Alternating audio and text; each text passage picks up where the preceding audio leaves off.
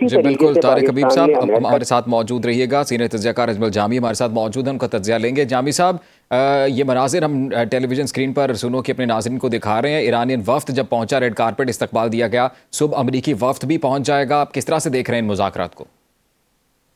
नहीं, मेरा ख्याल है अगर मगर की कहानी खत्म होगी, वो तमाम खतरात और खदशात के जो बादल मंडला रहे थे सांबा टॉक्स के ऊपर, वो खत्म हो चुके।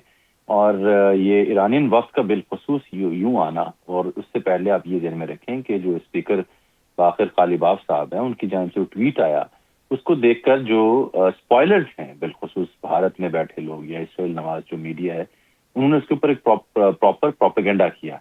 उसकी रीजन ये थी कि सबोटाज किया जाए, चाहे वो लबनान पर होने वाले इसराइली हमले हों या ईरान पर होने वाले हमले हों। जिन शराइत के ऊपर 10 निकात जो ईरान के थे, जिसमें लबनान में सीज फायर भी शामिल थी, प्राइम मिनिस्टर शहबाज शरीफ का ट्वीट भी इसमें शामिल है, तो उस पर बुनियादी इत्तफाक राय था।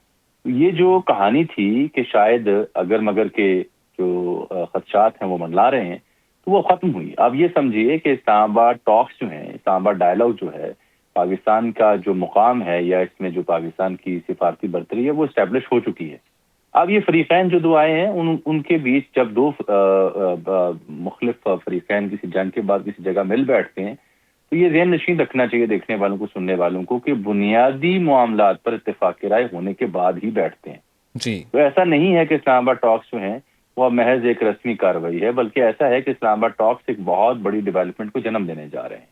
इस बीच में जो तहफ़्फ़ुज़ात हैं फरीकैन के, बिलखुसूस ईरान के, मैं उनके अंडरस्टैंड कर सकता हूँ बेसित तालिब इल्म सहाफ़ी के तौर पर, और वो बिल्कुल जेन्युइन है, लेकिन बुनियादी पैरामीटर्स के ऊपर इत्तेफाक राय होने के बाद ही आला सतही वफूद आके बैठते हैं।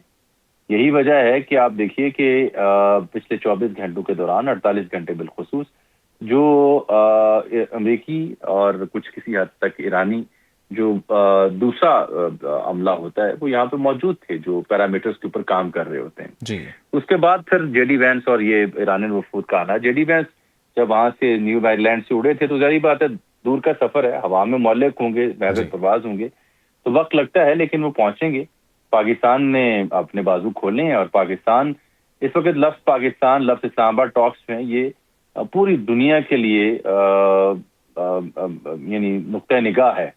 और सबूत उसका ये है कि आज बल्कि कोई दिन के वक्त जब मैंने ये देखा कि न्यूयॉर्क टाइम्स और सीएनएन के और फिर सीबीसी, जी इन तीन इदारों के जब सीनियर मोस्ट कॉरेस्पॉन्डेंट्स और एंकर्स यहाँ पहुंच गए, तो मुझे ये समझ आ गई थी बीइंग अ जर्नलिस्ट कि इसका मतलब है कि ईरानियंस भी और अमरीकी दोनों यहाँ पहुंचेंगे, क्योंकि इस बात का सबूत है कितने अहम नोयत के जो नशरियाती इदारे हैं, उनके अगर कॉरेस्पॉन्डेंट्स यहाँ पहुंचते हैं, तो ऑब्वियसली वो ऐसे नहीं आते कि किसी नाकाम मुज़ाकरात की बात करें। तो आई थिंक अल्लाह ने पाकिस्तान को बड़ी इज्जत बख्शी है, अल्लाह ने पाकिस्तान को बड़ा मुकाम अता फरमाया है, और कुछ ना होते हुए भी बहुत कुछ कर दिखाया पाकिस्तान ने। तो वो मनाजिर आज आन पहुंचे हैं। अब आप कल देखिए कि कल जब मुज़ाकरात होते हैं, उसके बाद बात आगे बढ़ेगी। यहाँ से सिलसिला आगे बढ़ना है, यहाँ से सिलसिला पीछे बिल्कुल। नहीं निकलना।